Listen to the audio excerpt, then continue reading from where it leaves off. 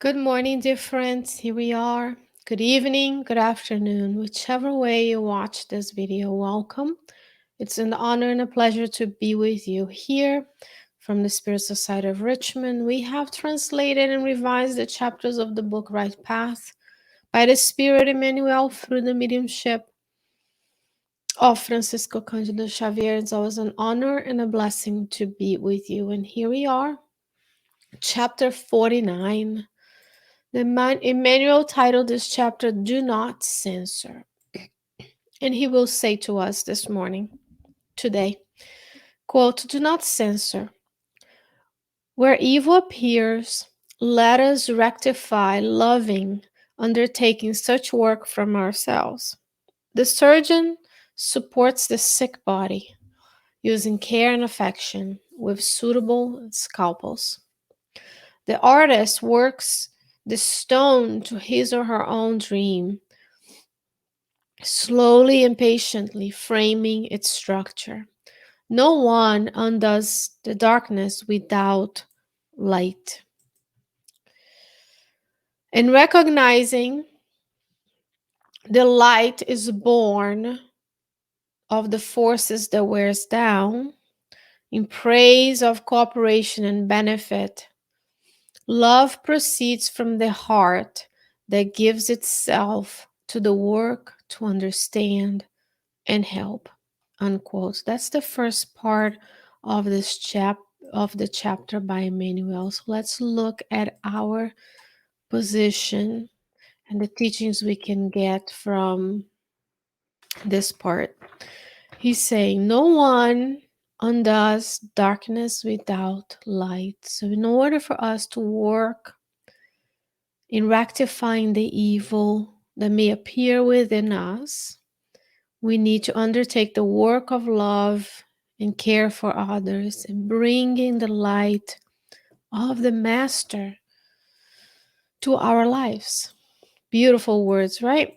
But however, how do we do this? How do we bring the light, the way, the truth, and the light to our lives so that we can undo the darkness within us and around us? When we work on ourselves, first we have to recognize what are the things I've accomplished, what are the gifts I have to give to the world, what are the abilities and different things that I've learned and worked on that I can give back to humanity. We've accomplished so much throughout the many lifetimes we've had.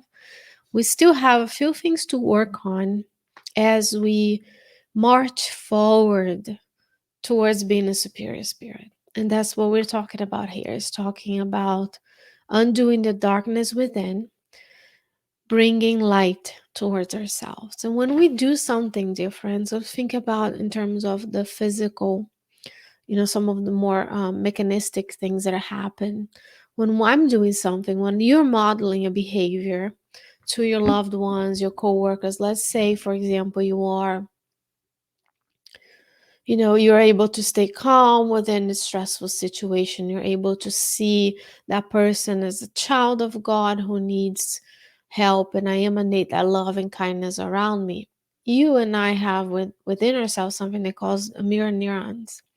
And the mirror neurons are believed to work in a way that when I see a behavior, when you see a behavior, I tend to mirror that back behavior. So when we seek to work on the darkness within ourselves, bring the light within, then now others will see us doing that, modeling the precepts of the gospel in our lives. Then we'll be coherent with our knowledge, our faith, and our beliefs and our actions. Then it's more likely that others will be positively affected and also eventually seek to work within their own darkness. Isn't that beautiful? And how do you bring the light to undo the darkness? He says here, quote, in recognizing the light is born from the forces that wear down, so we have to work in praise of cooperation and benefit. So when we cooperate with others, when we work together, when we wear down our forces, When we are tired of engaging in the same behaviors that have gotten us this far, that have created the life we have today, then light can shine through. He will say, love proceeds from the heart that gives itself to the work, understanding, and help.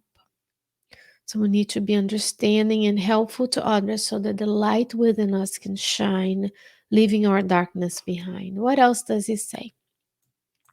He will say here, it's Emmanuel, right? By Chico Xavier. Quote, and when you are about to be discouraged in facing the obstacles of the world, with a spirit inclined to accusation and bitterness, remember, do not censor in the beginning. Emmanuel says, remember God, whose presence is in the simplest tracks of nature, unquote. The title of the book is Do Not Censor. The title of this chapter within the book, Right Path, is Do Not Censor. And he says, when we are discouraged, when we are inclined to accusation and bitterness, saying, this doesn't work because of this factor, that person, or this circumstance, he says, remember God's whose presence is in the simplest tracks of nature. Now he's going to give us an example of the beauty of and love and grace of divine wisdom for us. Quote, divine wisdom supports the seed so that it germinates, providing it, the seed, with essential resources for its existence. It nourishes the shoots, giving them precise conditions for them to develop, and turning the plant into a benefactor tree, assures the sap for its subsistence, and awaits the right occasion for the harvest of the fruits that will enrich the barn. So when you and I feel discouraged, we need to remember that God is present everywhere, in us, around us, with us, and for us. As much as you look around at the tracks of nature and you find the presence of God. That is also coherent with the first chapter of the Spirit's book that talks about God, and then the Spirit's reply to Kardec when he asked, where can we find proof of the existence of God? The Spirits will reply, look at nature, look at what's around you. And he's going to give us more examples. Emmanuel, quote, throughout the earth, we are surprised by God's hope in active function, whether in the stone that will rise in utility, in the coal that will become a diamond, in the thorny bush that will metamorphose into a nest of flowers, in the uncultivated land that will be transfigured into a garden. God's works with equal time for all. Isn't that beautiful? So look around yourself when you find yourself discouraged. Take a few moments to admire the creations part of the law of worship. Praise God for all that God has provided and created for all of us. Praise and thankfulness. And understand divine wisdom, patience, love, and grace as God supports every single life form on the earth equally. Emmanuel will continue, quote, God works with equal time for all, for me, for you, for our loved ones, for those who we are still yet to love. God is working with them and for them as well. Last but not least, Emmanuel ends this chapter by saying, quote, the divine wisdom helps us all indistinctly, acting, creating, renewing, and sublimating with support of time. Whenever we are faced with difficulties and misunderstandings, let us know how to serve with patience. And we will learn that at the head of the problems of life, whatever they may be, there is no reason for us to be discouraged or in despair. Unquote. Isn't that beautiful, dear friends? Divine wisdom is working all around us, whether we are mindful enough to realize it, or we are some days going through our daily lives in a sleepiness consciousness where we're just getting through the day, taking care of the needs that we have to take care of that time.